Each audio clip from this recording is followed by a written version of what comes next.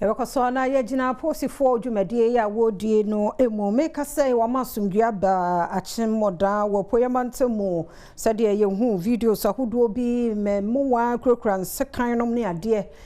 toto wo new station potamo ho no wahra masumdue abaho